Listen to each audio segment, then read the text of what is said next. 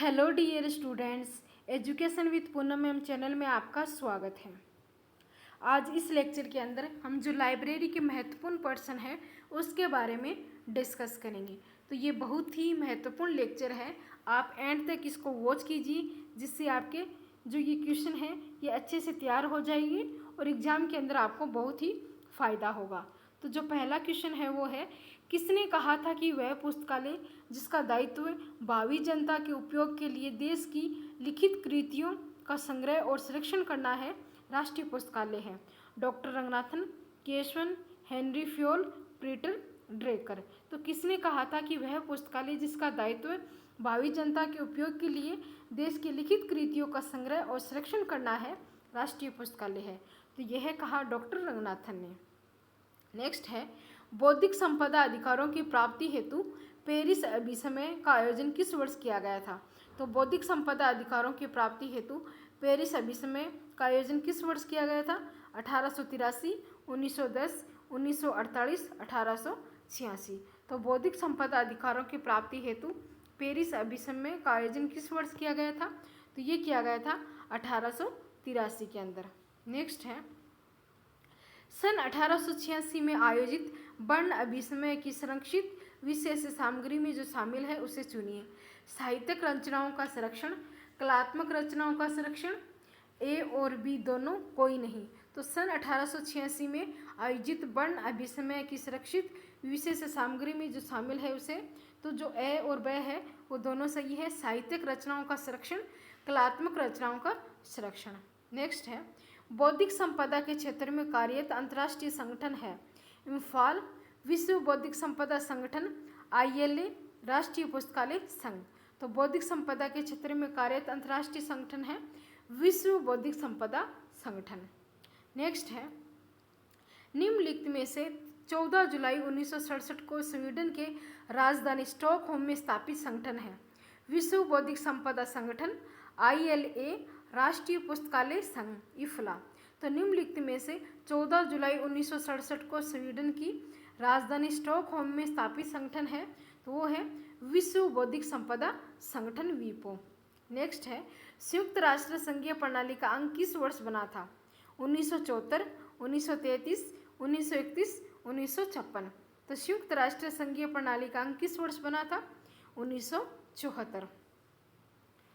निम्नलिखित में से विश्व बौद्धिक संपदा संगठन के संबंध में सत्य है? इसकी वर्तमान सदस्य संख्या 1993, वीपो का नवीनतम सदस्य नौरू है, इसका मुख्यालय जिनेवा में है, सभी सही है। तो निम्नलिखित में से विश्व बौद्धिक संपदा संगठन के संबंध में सत्य है, तो सभी सत्य हैं कि इसकी जो स्थापना है उस वर्तमान जो सदस्य हैं वो 193 है, वीपो का जो नवीनतम सदस्य है वो नौरू है और इसका जो मुख्यालय है वो जिनेवा में है। नेक्स्ट है, वीपो की स्थापना का उद्देश्य है बौद्धिक संपदा संरक्षण से संबंधित विभिन्न समझौतों का पंजीयन करना, बौद्धिक संपदा संरक्षण हेतु अंतर्राष्ट्रीय स्तर पर सहयोग तथा समन्वय करना, बौद्धिक संपदा हेतु कार्यक्रम बनाना तथा उनकी क्रियान्वित करना, सभी सही। तो ये सभी है वो सही है। नेक्स्ट है, विश्व व्यापार संगठन कब अस्तित्व में आया? 1 जनवरी 1995, 20 जनवरी 1994, 7 जनवरी 1993, 22 जनवरी 1995। तो विश्व व्यापार संगठन कब अस्तित्व में आया? तो ये आया 1 जनवरी 1995। नेक्स्ट है, trips the agreement on trader related except of intellectual property rights, trips का संबंध है बौद्धिक संपदा अधिकारों के संरक्षण से, ILA, राष्ट्रीय पुस्तकालय संघ और इफ्ला। तो ट्रिप्स का संबंध किससे है? तो वो है बौद्धिक संपदा अधिकारों के संरक्षण से। भारत में कॉपीराइट की सुरक्षा हेतु किस वर्ष अधिनियम का निर्माण किया गया था? तो भारत में कॉपीराइट की सुरक्षा हेतु किस वर्ष अधिनियम का निर्माण किया गया? 1957, 1956, 1933, 1948। तो भारत में कॉपीराइट की सुरक्षा हेतु किस वर्ष अधिनियम का निर्माण किया गया था? ये 1957 में किया गया था। नेक्स्ट है, भारत में कॉपीराइट अधिनियम 1957 को कब लागू किया गया? तो भारत में कॉपीराइट अधिनियम 1957 को कब लागू किया गया?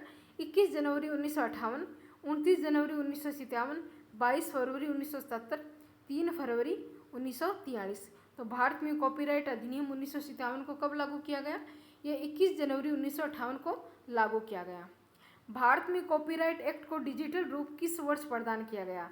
2000, 2001, 2002, 2003।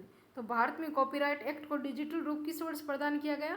तो ये 2000 में किया गया। नेक्स्ट है, भारत में कॉपीराइट का प्रभारी कार्यालय स्थित है?